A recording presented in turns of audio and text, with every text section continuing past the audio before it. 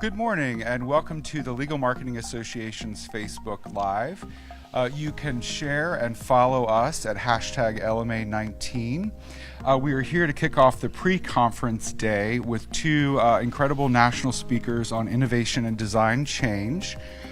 Their program this afternoon will be a half-day workshop. We have Anusia Gillespie, who's the Director of Innovation for Eversheds Sutherland, and also Scott Westfahl, who's the Faculty Director for Executive Education at Harvard Law School. So you two actually have a very interesting background where you actually know each other and have worked together. Is that correct? That's correct. Longtime colleagues at Harvard Law School and dear friends. Well, that's excellent. It will make for a great presentation, I'm sure, this afternoon.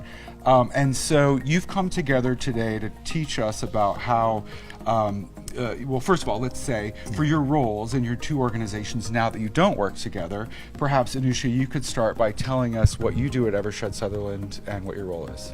Sure. So I joined Eversheds Sutherland from Harvard Law School Executive Education, where I worked with Scott and learned so much about design thinking and doing that kind of programming with lawyers, both in-house and in law firms from around the world. And so I have the privilege now of working in-house on innovation and defining that strategy for the firm. And part of that has been using design thinking as I explain innovation and change in a substantive way to our lawyers.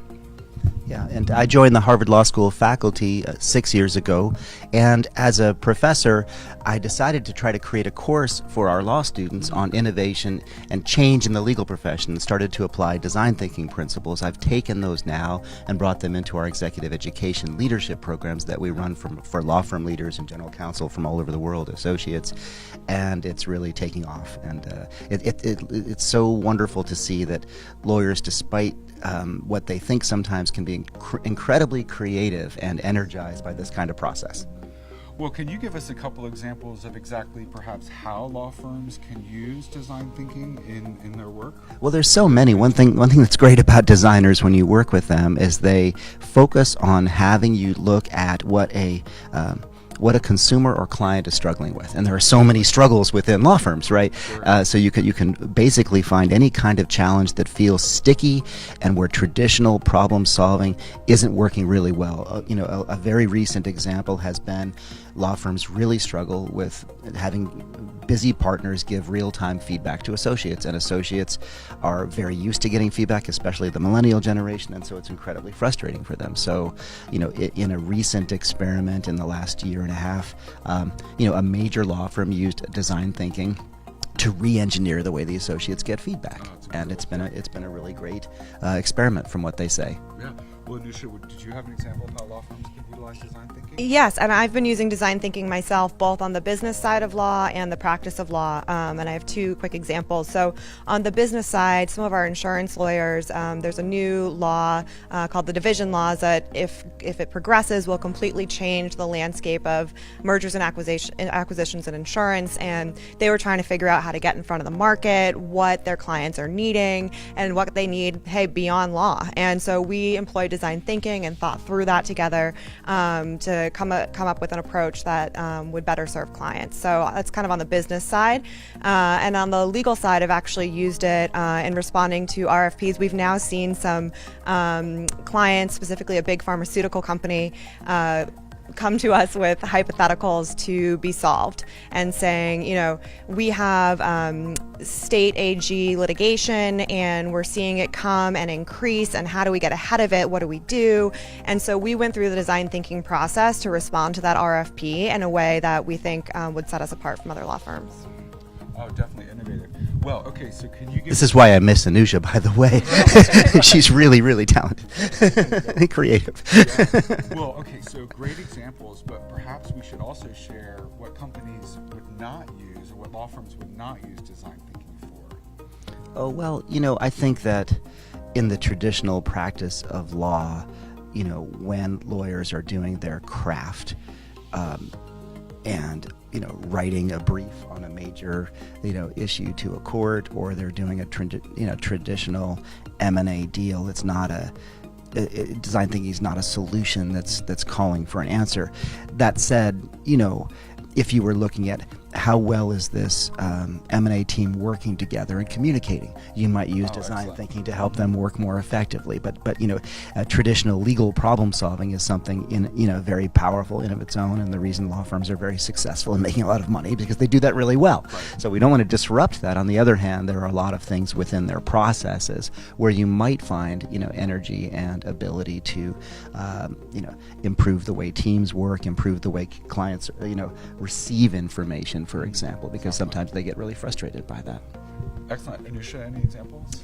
Yeah, of when not to use design thinking when you don't have a problem or you already have a solution and a way of working and you don't need to reinvent the wheel. Maybe there's just some tweaks to be made. I think that design thinking, just like anything else, is a tool that you should use in the appropriate circumstance, and so just be mindful of whether or not this is the appropriate circumstance. Well, okay, so I know you're going to reveal a lot of this afternoon, but what about how an organization can get started in using design thinking? Maybe the first couple steps they could consider. Well, I think, socializing the idea, and this is what we're doing. It's been really interesting that, I started teaching about design thinking now, 5 years ago in a formal course at the law school when no one knew what it was and no one was talking about it. Right. And now we're seeing that everybody seems to be talking about it. So the socializing is a big part of it.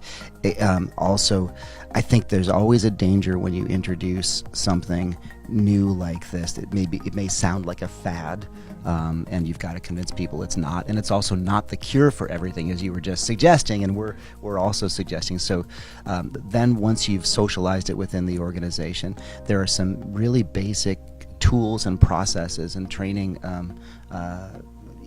routines you can go through that, because it's not rocket science. That's the great thing about it. I really enjoy the approach because once you kind of pick it up, it's not hard. You don't need 10,000 experts to do it, as long as people approach it with an open mind, open heart. And with lawyers, the danger is they will jump to the answer right away. Right, and designers will tell you 90% of the effort is finding the problem and really understanding and empathizing with what the problem is. Lawyers have a mindset that I'm supposed to know your problem and then jump right into solving it. Yeah. And that does not work in the design process. Yeah, and to be okay with such a powerful new way of thinking and analyzing something.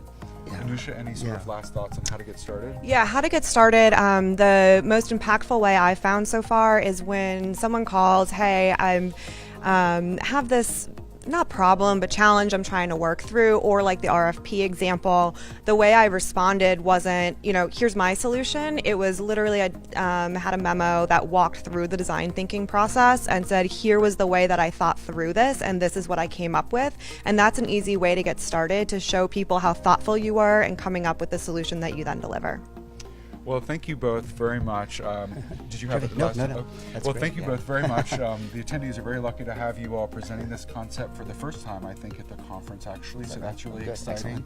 Come on down and see their program this afternoon. Again, please share and follow at hashtag LMA19. I'm Dave Poston. Scott and Anusia, thank you so much. And we look Thank you forward to very hearing much. about- Appreciate it.